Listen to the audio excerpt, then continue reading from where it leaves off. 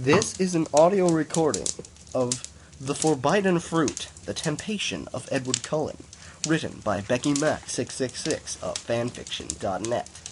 There will be a link in the description to the fanfiction in question. Author's note. Hey guys, this is the new improved version of my story.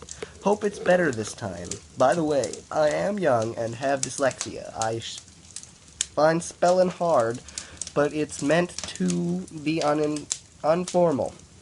Okay. No criticism, please. Tis story goes out to my BF Zach kisses. And my best friend, Tiffy. Love ya, girl. Edward is our god. We wanna sex him good. XXXXXXX. Love and blood. Becky Mac XXXXXXX. I have a proofreader, and I have cleaned up the spelling and grammar on this chapter a hell of a lot, as you will see. Thank you, Vicky. I will be improving the next chapters soon. Chapter 1. Atlantia. No. Altantiana. Hey, my name's Atlantia Rebecca Lauren, but everyone calls me Tiana or just Tia. I am a 16-year-old girl, and I live in Forks, Washington. My hair is long and pale like spun gold and skims to my waist like a pale, shimmering amber mist.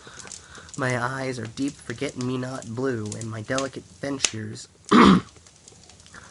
are lily white and pure as the winter snow in the moonlight. I've been told by loads of sleazy, ugly, horny guys that I'm real pretty, and look like a model or a bunny girl. Some of the guys who like me are really old and try to make opt with me. It's disgusting and weird. But basically a lot of girls I meet tell a different story. They say I'm too ivory white and ethereal and too skinny and that I look anorexic, which I don't care about. But I think it's seriously disrespectful to people with real eating disorders. By the way, I'm totally not anorexic. I eat loads, I just never gain weight, and I'm not thin enough to be anorexic anyways. I think they were just being biatches, especially this one ratty brain called Ellie Mayfair, who I hope freaking dies in pain. Shit on her face. Sorry, not really such a batch, but she is so horrible. If you met her, you'd think the same. Anyways, I'm quite tall and slim, but with really big boobs that I used to hate because they look noticeable on my slender body and draw too much attention, but now I like them and I don't care who stares at me. I have a lip ring and recently put black and indigo and magenta streaks in my long, pale blonde hair. I smell like mint and cinnamon. I wear mostly black and hot pink, deep purple, and neon blue, and listen to cool music. It is my first day at school in Forks, as I just moved here to live with my new foster parents, Dave and Marie. They are nice and all very wholesome, sweet people, but it is not like having a real family. I've been hurt too many times to let people close to me and don't talk to them very much. My real mom died when I was born and never knew my real dad. I sometimes wonder what he is like and if I will ever get to meet him. To meet him.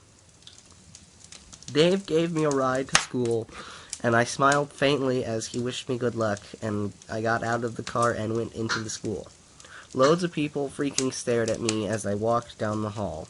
I was wearing tight black leather pants with silver chains at my waist, spelled as in, waste removal or waste treatment, and a red fishnet-like top, and you could see my black lacy bra through it. I ignored whispers and the big pink cheerleader imbeciles, spelled IMBOSILS, pointing at me. I was used to it, and I paid no attention to the guys asking desperately for my number. Like hell, I'd even look at those horny little donkeys. I told a ditzy blonde cheerleader called Jessica to STFU! Exclamation point. Reader's note. I only say exclamation point because it is in parentheses, and I assume it is supposed to be spoken. Back to the story. When she called me a freak, next time she tries anything, I'll hit her in the eye, 'cause no one messes with me anymore. My first day, I was relay bored. I sat gazing out of the window into the gray cloud-embittered sky for most of the morning.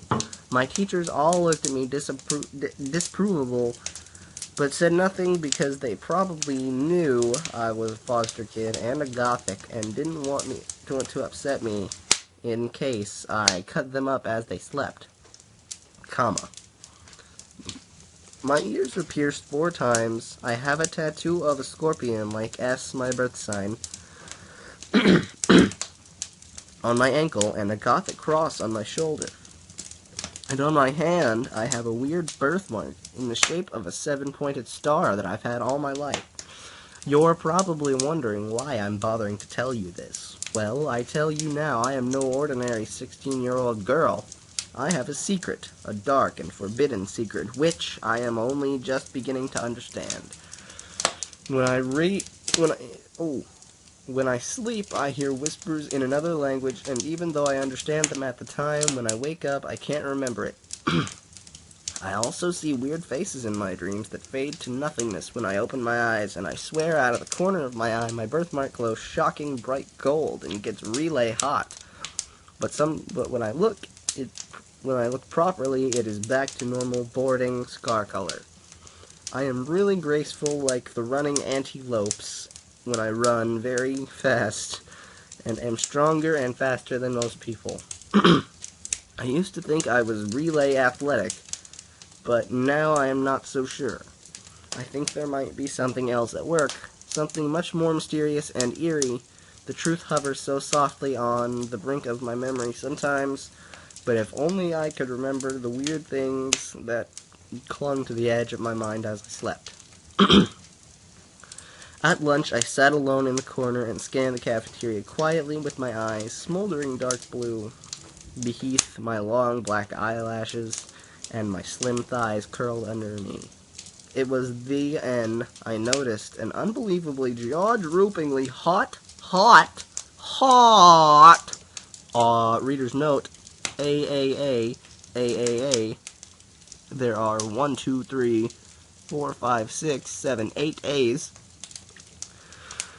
dude with tusseted blondie brown hair, golden yellow eyes like wells of hot caramel, and pale, sexy features. He was tall and muscle, and looked like he was wearing eyeliner, and my body got hot and cold all at once as I looked at him. I'd never felt this way about anyone before, and I totally never felt this weird feeling that I'd met someone before, but I had nowhere, and I knew it was impassable because I'd freaking remember someone that hot. A girl sat next to him with long brown hair, with her arms dripped over him like a freaking flesh-eating plant. So I thought, well, whatever, he's taken. She wasn't nearly as hot as he was. She wasn't ugly, though.